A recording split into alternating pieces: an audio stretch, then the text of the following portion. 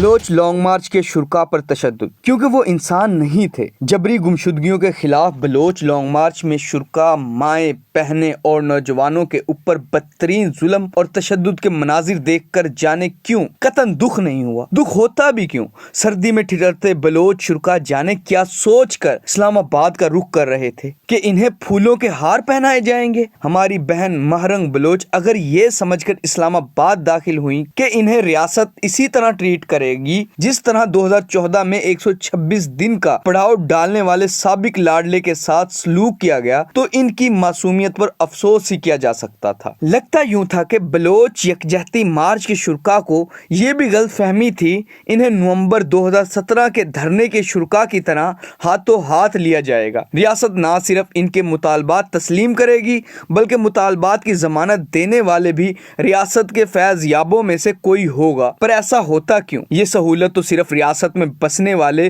ان افراد کے لیے تھی جنہیں ریاست اشرف المخلوقات کا درجہ دیتی ہے۔ لاپتہ افراد کی بازیابی، ماروائے عدالتی کارروائیوں کے خاتمے اور بلاج بلوچ کی ہلاکت پر انکوائری کرنے والوں کے نزدیک بلوچ مارچ کے شرکا نہ تو اشرف تھے اور نہ ہی ان کو خدا کی مخلوقات میں شمار کیا گیا، جس کا انجام یہ نکلا کہ شرکا کو لاٹھی چارج، واٹر کینن اور آنسو گیس کی شیلنگ کا سامنا کرنا پڑا۔ ریاست کی اس مہمان نوازی کے باعث عورتوں، بچوں، بوڑھوں اور جوانوں کی چیختی آوازوں سے یقیناً عرش تو ہلا ہوگا لیکن فرش پر بسنے والے اقتدار کے نشے میں چور حکمرانوں کے کانوں پر جوں تک نہ رینگی۔ وجہ یقیناً اس کے علاوہ کوئی نہیں ہو سکتی کہ وہ انسان نہیں تھے۔ لانگ مارچ میں شریک مائیں، بہنیں، بچوں اور بزرگوں کو اگر اشرف المخلوقات اور مملکت خدا داد کا معزز شہری سمجھا جاتا تو یقیناً ریاست انہیں پرامن احتجاج کا حق ضرور دیتی۔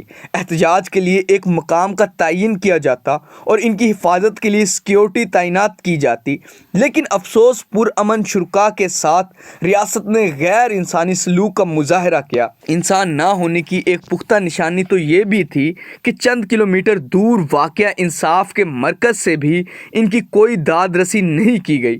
میرے خیال سے اعلیٰ عدلیہ کے اس اقدام کی جتنی تحسین ہو سکے اتنی کرنی چاہیے۔ خدا نہ خواستہ اس طرح کی کوئی کاوش غلطی سے ہو جاتی تو یقیناً عالمی فہرست پر 128ویں نمبر پر آنے والے ادارے کی فہرست تیار کرنے والوں کو کچھ اشاریے اوپر نیچے کرنے پڑتے۔ خواتین اور بچوں پر مشتمل ان شرکا کے انسان نہ ہونے کی ایک نشانی تو یہ بھی تھی کہ ان کو مذاکرات کے قابل بھی نہیں سمجھا گیا، ورنہ تو 25-26 دن سڑکوں پر احتجاج کرنے والے اگر انسان ہوتے تو یقیناً ریاست ماؤں کا کردار ادا کرتی۔ لیکن جانے کیوں یہاں ایک دفعہ پھر دہرانا پڑ رہا ہے کہ ماں کی ممتا کے لیے بھی خاندان ہونا ضروری ہے۔ اور تو اور سیٹ کا میڈیا جس کا پیٹ ہمیشہ خبروں سے خالی رہتا ہے، جو ماضی میں لانگ مارچ کی ایک ایک سیکنڈ کی اپ ڈیٹ اپنی سکرینوں پر دکھاتا رہا ہے، اگر انہیں بھی شرکا نظر نہیں آئے تو اس میں بھی کوئی اچنبے کی بات نہیں ہونی چاہیے،